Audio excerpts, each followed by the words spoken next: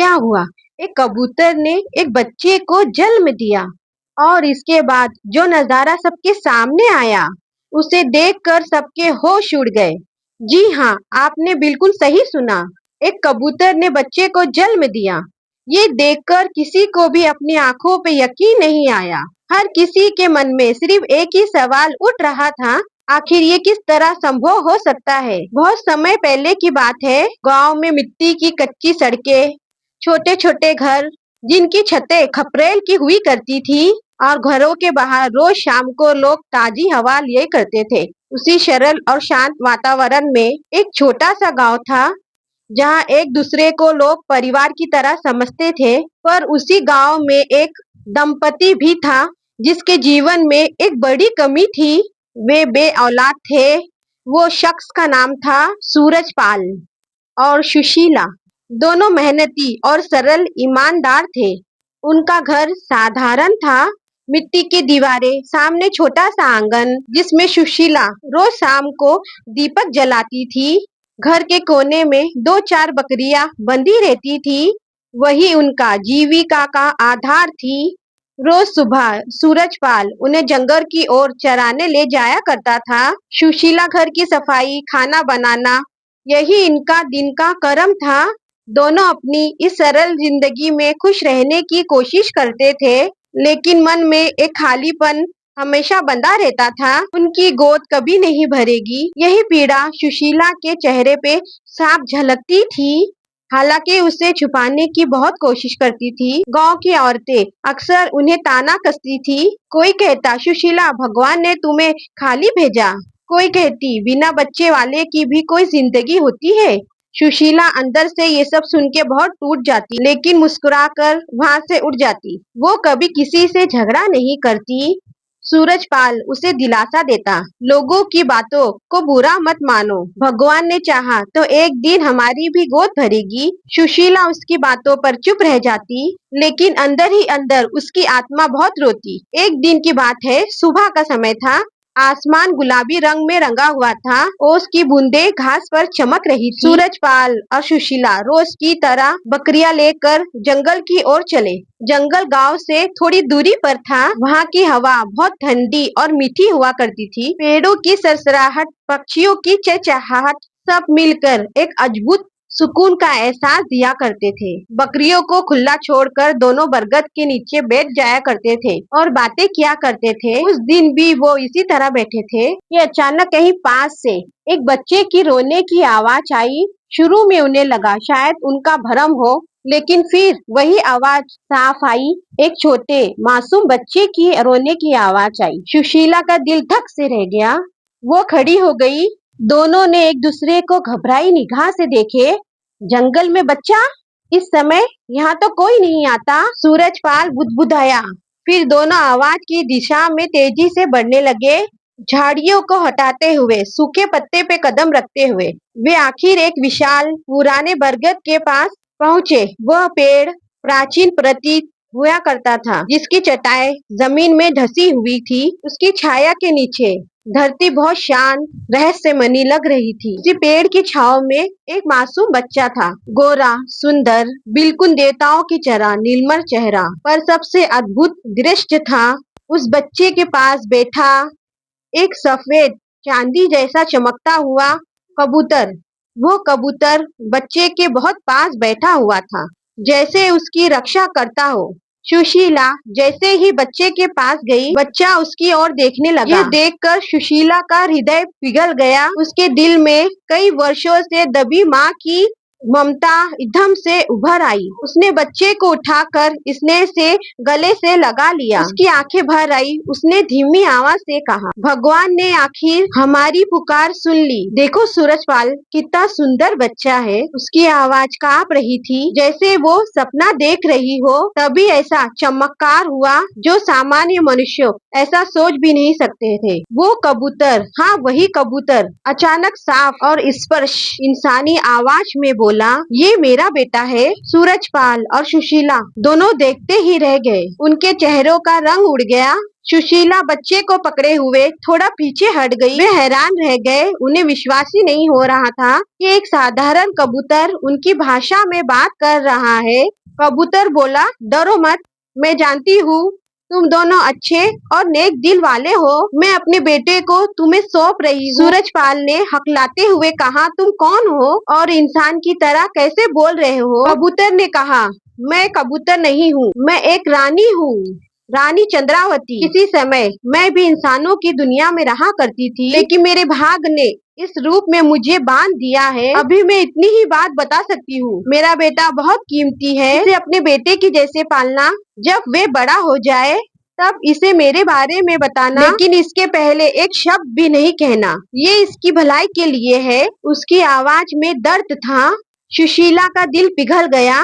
अब उसका मन पूरी तरह से तय कर चुका था कि ये बच्चा अब उसका ही है। कबूतर उड़कर बरगद की एक ऊंची डाल पर बैठ गया, जैसे वे दूर से भी अपने बच्चे पे निगाह रखेगा। सूरजपाल और सुशीला दोनों ने उसे प्रणाम किया और बच्चे को लेकर धीरे धीरे गांव की ओर चलने लगे। रास्ते में वे बच्चे का चेहरा लगातार देखते रहे, मासूम, शांत, दिव्य। वे अपने गांव पहुंच गए। उन्हें देखकर गांव वाले हैरान रह गए। सबकी जुबान पर एक ही सवाल था, ये बच्चा कहाँ से लाए? लोग तरह तरह की बातें करने लगे। कुछ ने ताना मारा, कभी बच्चा न हुआ और अचानक आज बच्चा ले आए।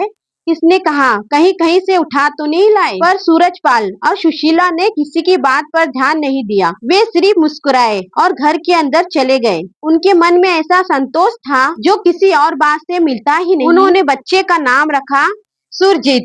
दिन बीतने लगा। दोनों पति पत्नी ने उसे इतना प्यार दिया कि आसपास के लोग भी हैरान थे।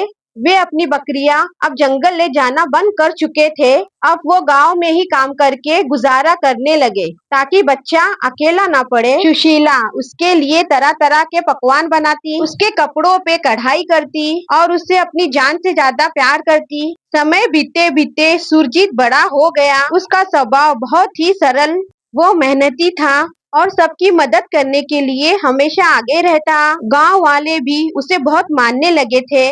पर एक बात सूरजपाल और सुशीला हमेशा छुपाई रहते, उसकी असली पहचान। वे डरते थे कहीं सच्चाई सुनकर उनसे दूर ना हो जाए। कुछ दिन बाद वो बुढ़े होने लगे। उनके चेहरे पे झुर्रियां आने लगी, कदम धीरे होने लगे। एक दिन ऐसा आया जब सुशीला का स्वास्थ्य बिगड़ने लगा। सुरजीत ने अपनी माँ की सेवा में कोई कसर नहीं छोड़ी, लेकिन ईश्वर को शायद कुछ और ही मंजूर था। एक रात सुशीला के हमेशा के लिए आंखें मूंद ली। उसके जाने के बाद घर में जैसे रोशनी बुझ गई। सुरजीत सुरजीत रोता रहा। उसके लिए ये दुख किसी सागर से कम नहीं था। वो अपनी माँ से एक पल के लिए भी दूर नहीं रहता था। अब घर में सिर्फ वह और सूरजपाल बचे थे। कुछ ही महीनों बाद सूरजपाल भी बीमार पड़ गया। उसकी हालत दिन ब दिन गिरती जा रही थी।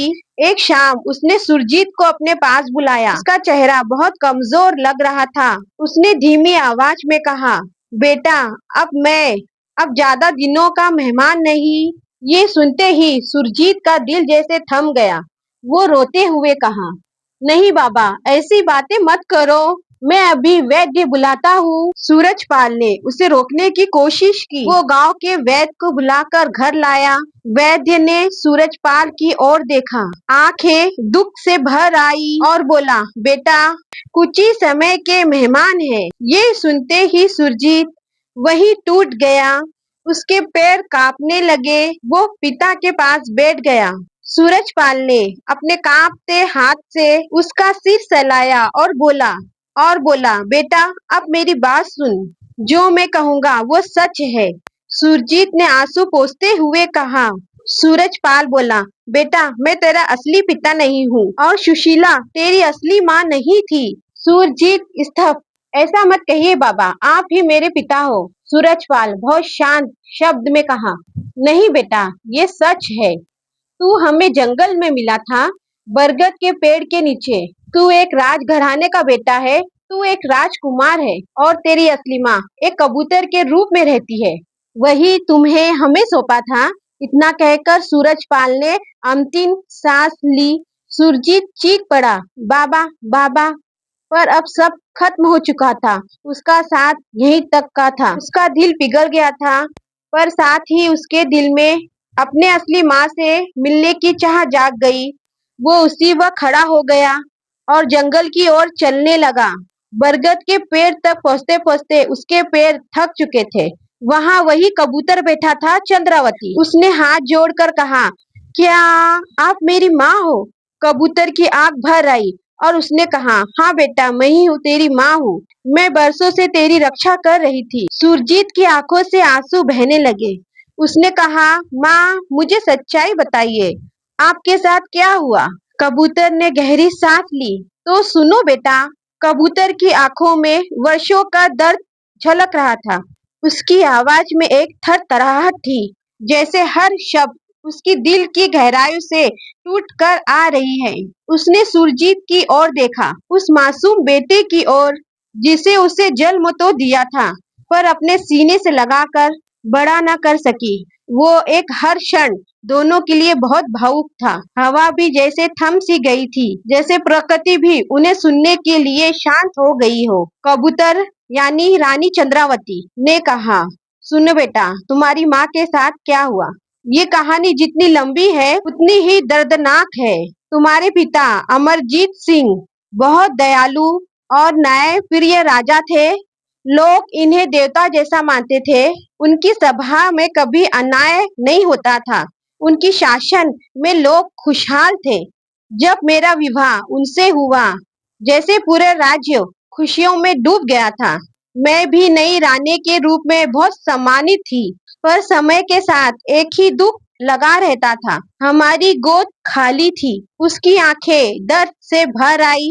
वे धीरे धीरे आगे कहने लगी, सालों बीतने लगे, लेकिन मैं माँ नहीं बन सकी। राजा मुझसे बहुत प्रेम करते थे, लेकिन राजमहल के दूसरी औरतों और दासियों और शाहजहानों के कानों तक एक ही बात पहुंचती, महारानी बे औलाद है। तेरे पिता बहुत समझदार थे। वो मुझे दिलासा देते। वो मेरे सारे दुखों को अपने प्यार से ढकने की कोशिश करते। इसी बीच राज्य के मंत्री कटुट स्वभाव वाली रानियों ने तेरे पिता को उकसाना शुरू किया। ये राज्य को उत्तराधिकारी चाहिए। वंश को आगे बढ़ाने के लिए दूसरी शादी करनी पड़ेगी। राजा ने बहुत विरोध किया, पर अंत में समाज और लोगों की भलाई के लिए उन्हें दूसरी शादी करनी पड़ी। वो लड़की थी तारावती। चंद्रावती की आवाज में थोड़ी सी खटास आ गई। तारावती बहुत ही खूबसूरत थी। उसकी आंखों में रानी बनकर राज करने की लालसा थी, पर उसे लगता था मैं उसकी राह की एक सबसे बड़ी बाधा हूँ। पर मैंने उससे कभी ईर्ष्या नहीं की। जब राजा ने दूसरी शादी की, तो मैंने इसे अपनी नियति मानकर स्वीकार कर लिया।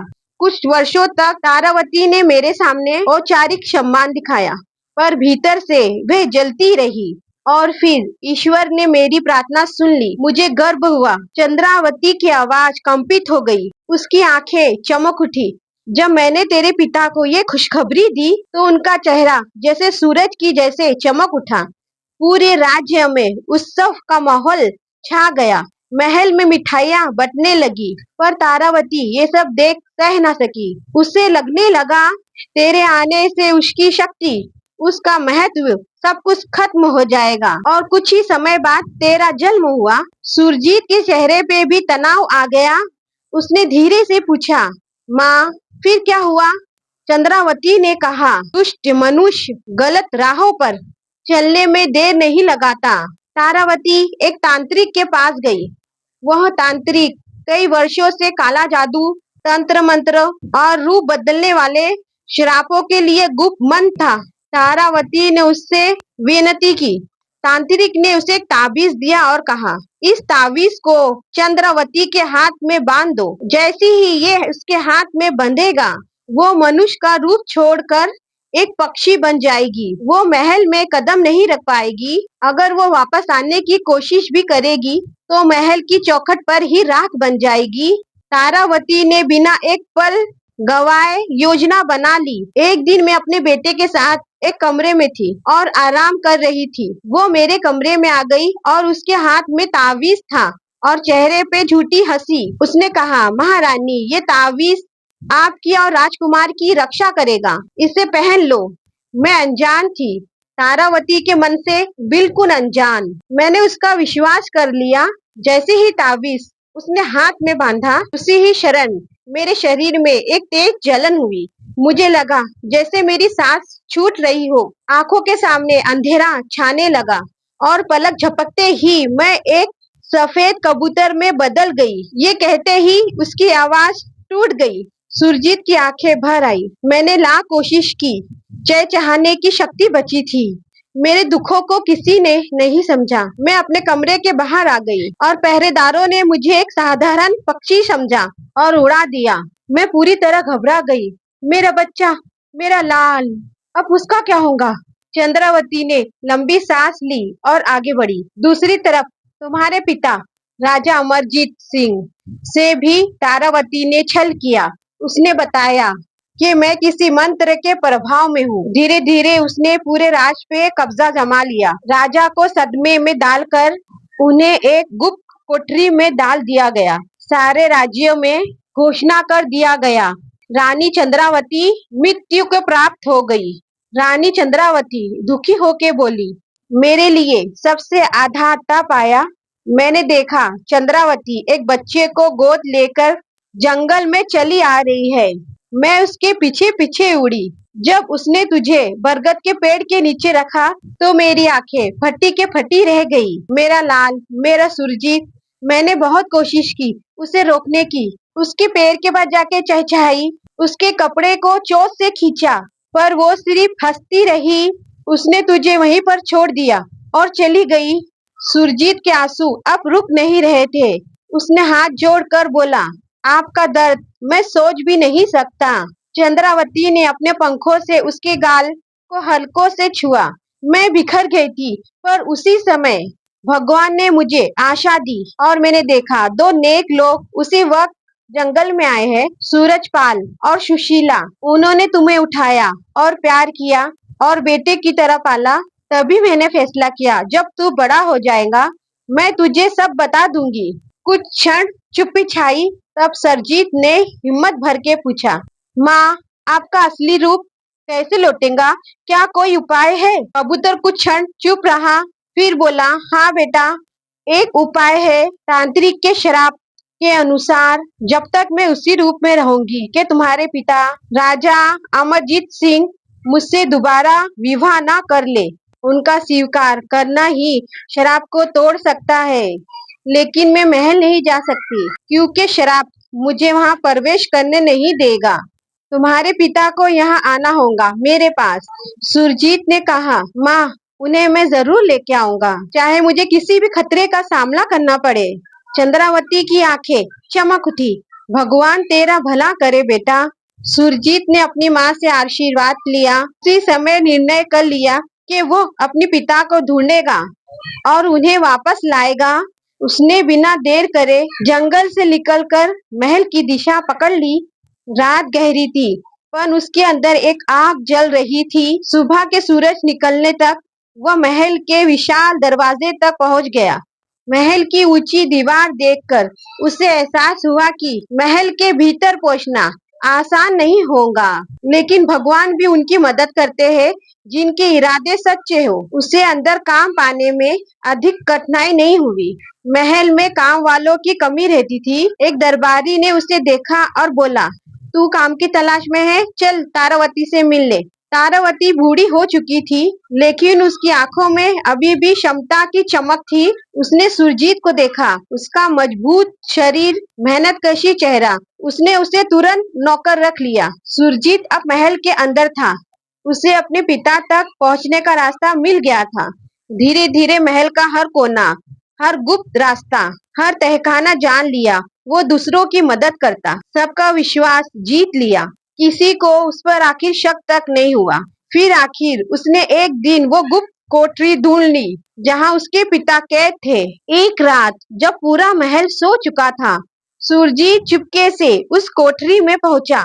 अंदर अंधेरा था, पर एक कोने में सफेद बालों वाला बूढ़ा बैठा था, थका हुआ और टूटा हुआ, पर उसकी आंखों में अभी भी किसी राजा की शान चमक रही थी। सुरजीत ने धीमी आवाज में कहा, पिताजी, राजा चौंक पड़े। कौन? जब सुरजीत ने उन्हें बाहर निकाला, राजा पूछा, बेटा तुम कौन हो? मेरा भला क्यों कर रहे हो? सुरजीत के आंखों में आंसू भर आए। उसने कहा, मैं आपका बेटा हूँ, मैं आपका सुरजीत, पर अभी पूरा सच बताने का अभी समय नहीं, हमें यहाँ से निकलना होगा। राजा कुछ समझ पाए उससे पहले पहरेदारों ने उन्हें देख लिया, पर कुछ पहरेदारों ने राजा को पहचाना। उनकी आंखें नम हो गई। वे राजा को पहचानते थे, पर वर्षों से चुप थे। एक पहरेदार ने सिर्फ इतना कहा, राजा साहब, आपको देखकर हमारे दिल में जान आ गई।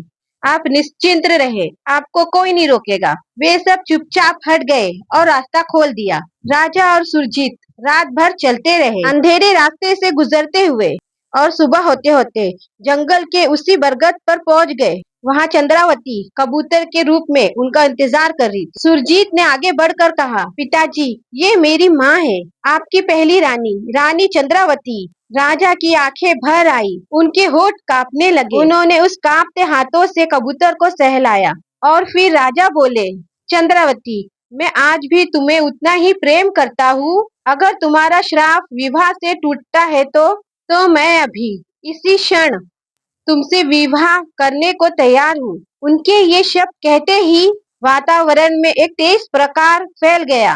कबूतर का शरीर कांपने लगा, उसकी पंखों की चमक बढ़ती गई, और फिर वो देखते ही देखते हरी रोशनी में डूबा हुआ कबूतर रूपांतरित होने लगा। कुछ क्षण बाद अत्यंत सुंदर स्त्री खड़ी थी, रानी चंद्रावती, अपने असली स्वरूप में। राजा की आंखें नम थी। सुरजीत अवाक खड़ा था। राजा ने उसे गले लगा लिया। मेरे बेटे, माँ ने उसके सिर पर हाथ फेरा। मेरे लाल, अब परिवार एकजुट हो चुका था। तीनों महल की ओर चले। जब वो महल पहुंचे तो तारावती सिंहासन पर बैठी थी। जैसे ही उसने राजा को जिंदा देखा और चंद्रावती को उसके असली रूप में, तो उसके होश उड़ गए और उसके चेहरे का रंग उड़ गया। राजा ने गरजते हुए कहा, तारावती, तुम्हारा अपराध अक्षम है। तुमने रानी पर अत्याचार किया और मुझे कैद किया। तुम्हारी सजा वही होगी जो तुमने चंद्रावती को दिया था। तारावती रोई, गिड़गिड़ाई और माफी मांगी, पर राजा ने उसकी एक ना सुनी। राजा ने पहरेदारों को आदेश दिया, इसे महल से निकाल दो। जिस जंगल में इसने मेरे परिवार को छोड़ा था, सैनिकों ने तारावती को राज्य से बाहर कर दिया। अब राज्य में खुशियां लौट आई। राजा और रानी ने सुरजीत को गले लगाकर अपना उत्तराधिकारी घोषित कर दिया। कुछ समय बाद राजा अमरजीत सिंह ने स्वयं सिंहासन छोड़कर सुरजीत को राजा बना दिया। इस तरह सुरजीत सिंह ने अपने माता पिता के साथ वर्षों तक न्याय, प्रेम और सत्य के मार्ग पर राज्य किया। उनका शासन इतना सुखद हुआ कि लोग आज भी उनकी कहानियां सुनाते हैं। ये कहानी आपको कैसी लगी कमेंट बॉक्स में लिखे। कहानी पसंद करने वाले हरा दिल भेजे, जिसे ना पसंद है वो लाल दिल भेजे। Please like, share, subscribe.